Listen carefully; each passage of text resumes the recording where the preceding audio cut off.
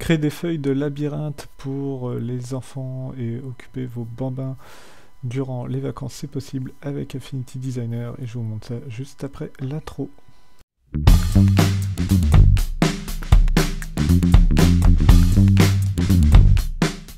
Salut à tous, c'est Laurent et bienvenue dans ce nouveau tuto sur Affinity Designer. Aujourd'hui, je vous montre comment réaliser un labyrinthe pour les enfants, un labyrinthe imprimé sur l'imprimante familiale. Et donc c'est parti, on se retrouve donc sur mon écran et vous voyez que je vous ai déjà préparé un exemple sur le thème des fables de La Fontaine, donc le lièvre et la tortue. Et je vous propose de reproduire cet exemple-là avec moi en live en commençant par créer un nouveau document. Donc vous allez sur Fichier et vous cliquez sur Nouveau, et pour les intimes des raccourcis, n'hésitez pas à faire un CTRL-N pour avoir cette fenêtre-ci qui s'affiche donc pour créer un nouveau document. Donc là, ne vous embêtez pas trop avec le format, allez sur du format A4 puisqu'on va imprimer sur une imprimante familiale et généralement c'est ce qu'on a comme feuille, donc du format A4. Pas de problème, pour les enfants ça marche très bien. Là il est hors de question que je vous montre comment on va faire un livre ou un carnet d'activités avec ce genre de labyrinthe. C'est pas du tout le sujet de la vidéo, donc si vous avez des questions là-dessus, je vous répondrai avec grand plaisir en commentaire. Trêve de bavardage, si vous n'êtes pas abonné et que vous découvrirez ce tuto, n'hésitez pas à vous abonner, vous allez voir qu'il y a pas mal de contenu sur la chaîne et que ça peut toujours vous aider si vous débutez sur Affinity.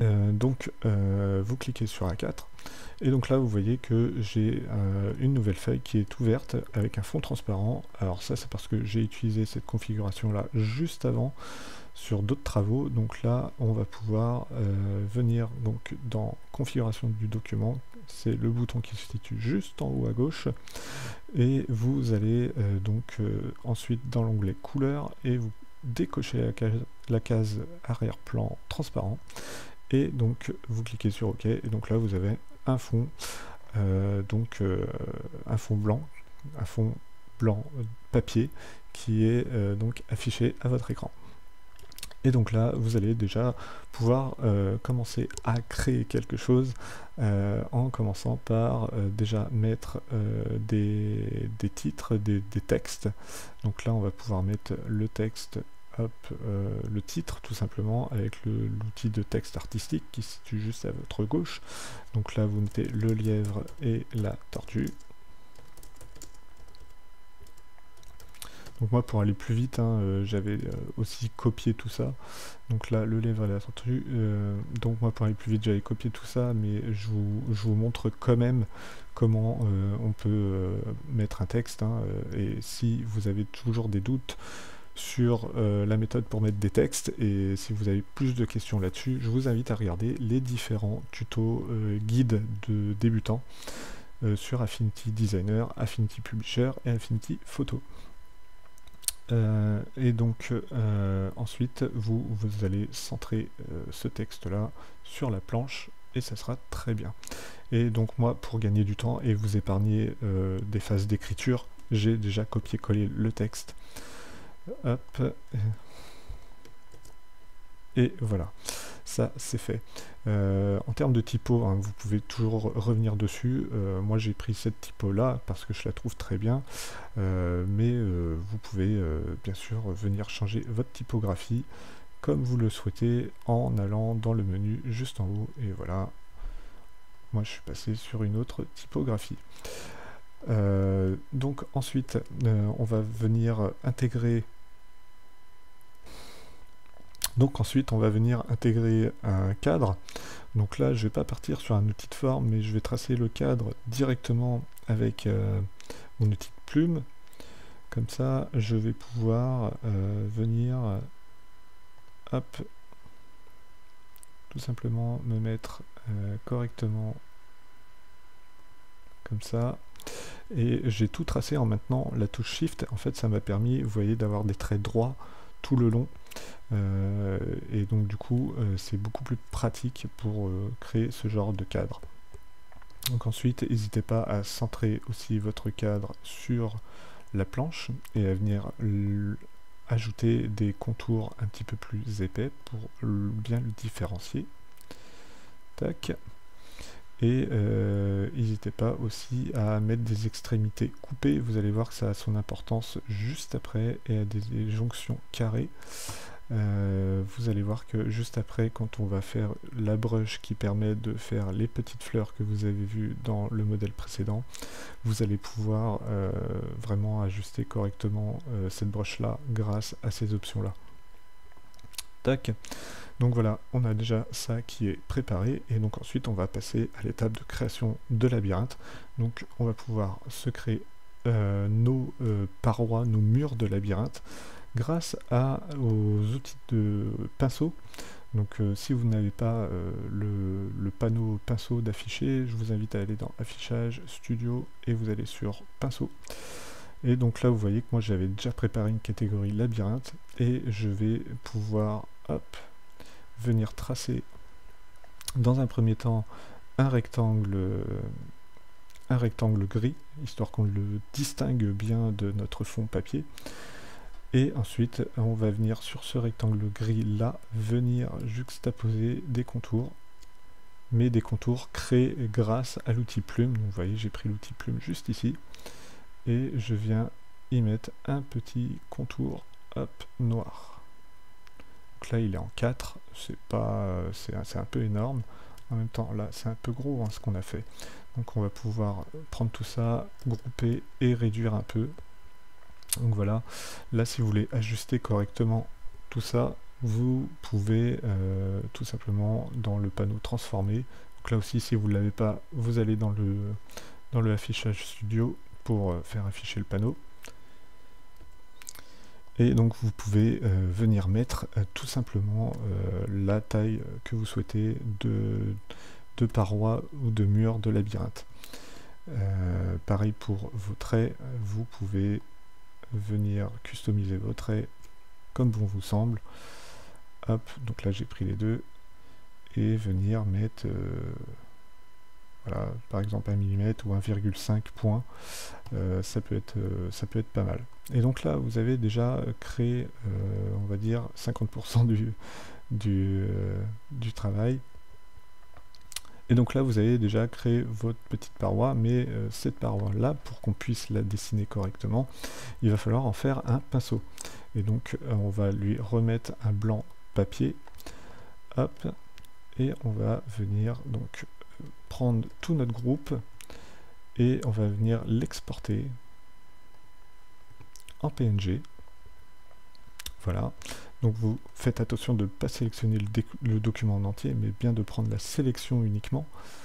Tac, et vous faites un aperçu, et vous faites exporter dans votre fichier favori, ou le fichier où vous avez décidé d'enregistrer vos labyrinthes.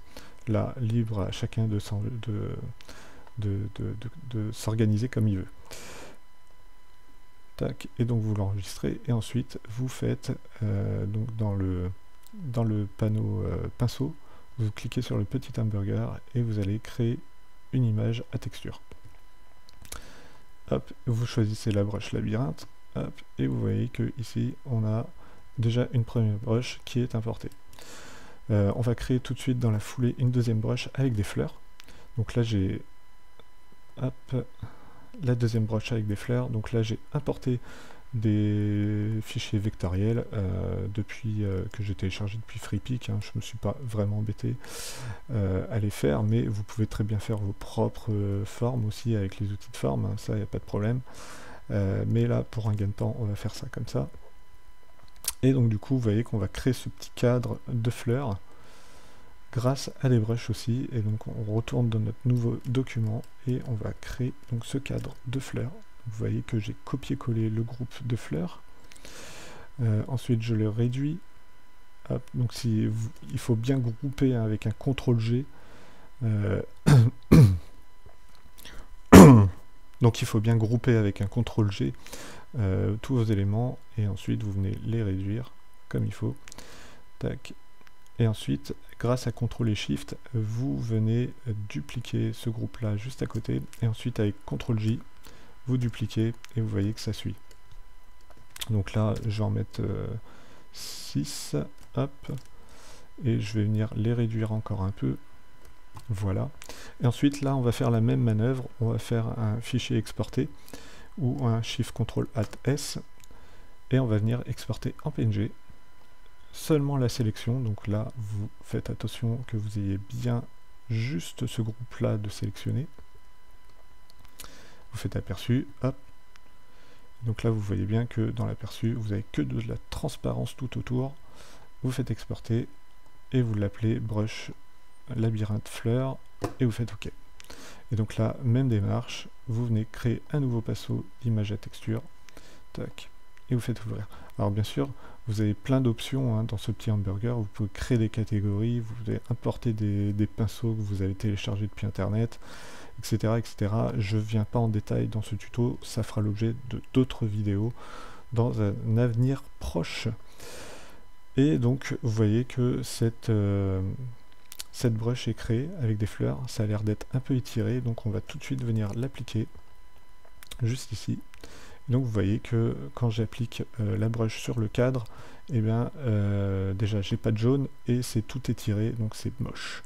Et donc pourquoi c'est gris? Parce que j'ai tout simplement un cadre avec un contour noir, donc là j'enlève le noir. Hop, et ça redevient jaune, et ensuite, tout simplement aussi, pourquoi c'est étiré? Parce que je n'ai pas ma brush de configurer, et pour la configurer, je viens double-cliquer sur le pinceau, et ensuite, eh bien, je viens tout simplement jouer dans les options qui sont juste ici, et vous voyez que là, j'ai le corps qui est étiré, alors que moi, je voudrais un corps qui est répété. Et donc, vous voyez que déjà, le résultat est tout de suite un petit peu mieux.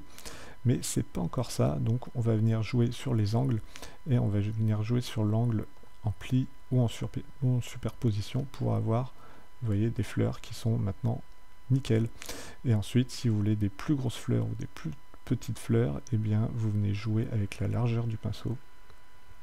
Et donc là, ça va tout de suite vous éliminer quelques déformations.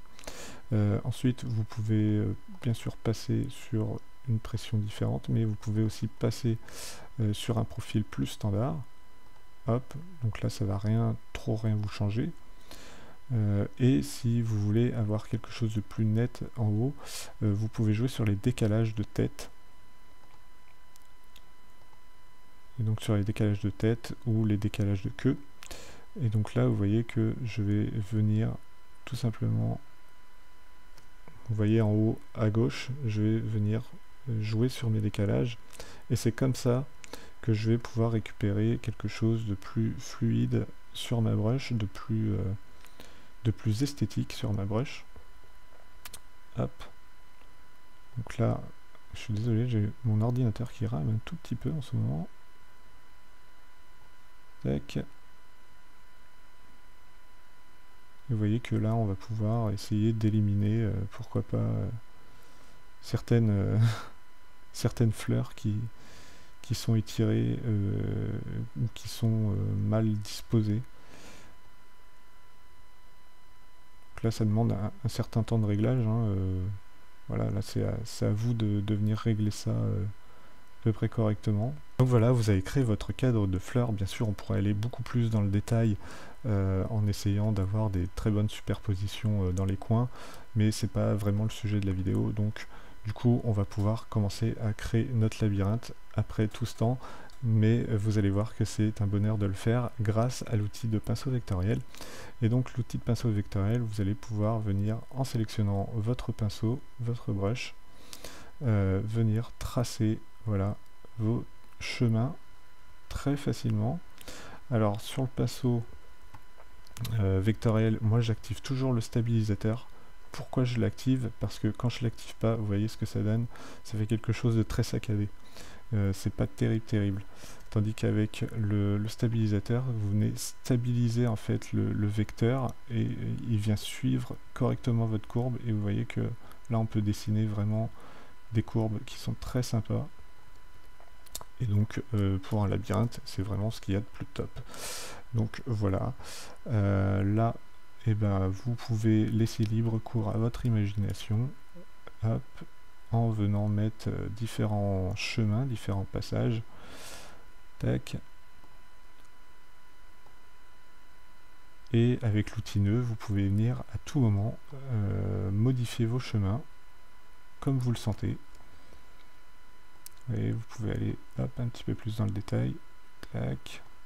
Venir modifier ce chemin là. Comme ça. Tac. Donc vous avez compris l'esprit, j'espère. Là je vais continuer à le tracer un peu, hein, mais je ne vais pas faire quelque chose de très artistique. Hop. Voilà, vous pouvez passer au-dessus, en dessous. Pas de problème, vous pouvez réorganiser bien sûr vos traits.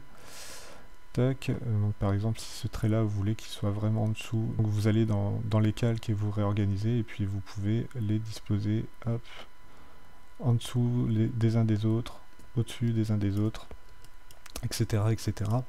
Et donc là vous allez pouvoir quand même rajouter donc nos petites mascottes, le lièvre, CTRL G, et la tortue, CTRL G. Tac, et on prend les deux, CTRL C, et on vient sur notre nouveau labyrinthe, tac, et on vient disposer les deux. Donc là, pour agrandir en son centre, je maintiens CTRL. Tac, et donc là, je vais agrandir aussi mon petit lièvre. Et je vais venir le retourner horizontalement grâce aux outils de retournement, tac, qui sont juste ici. Tac. Et donc là, si vous avez un tracé trop long par exemple, vous pouvez venir avec l'outil nœud. En double-cliquant dessus, vous allez avoir l'outil nœud qui va apparaître, ou en sélectionnant l'outil nœud, vous allez pouvoir tout simplement rajouter un point et venir ouvrir la courbe, donc grâce aux options de l'outil nœud. Et donc vous faites ouvrir la courbe avec le point sélectionné, et donc là vous voyez que la courbe juste à côté, je peux la sélectionner et la supprimer. Et donc là j'ai le point de départ de mon petit lièvre, hop, et je vais rajouter un contour avec une flèche. Donc pour avoir un contour avec une flèche, vous allez dans les options de contour, et puis vous sélectionnez une flèche, tac, et vous lui mettez une plus grosse grâce, tout simplement. Voilà, avec une petite couleur, ça peut être sympa. Et ça vous dit où est-ce que vous devez commencer votre labyrinthe pour retrouver notre petite tortue. Voilà, c'en est tout pour ce tuto. J'espère que celui-ci vous aura plu. En tout cas, si c'est le cas, laissez-moi un petit pouce bleu levé vers le haut. Ça me permettra de faire référencer la chaîne et aussi de récompenser un peu mon travail sur ce tutoriel. Et en attendant, je vous souhaite un très bon apprentissage sur Affinity Designer. C'était Laurent. À plus. Ciao.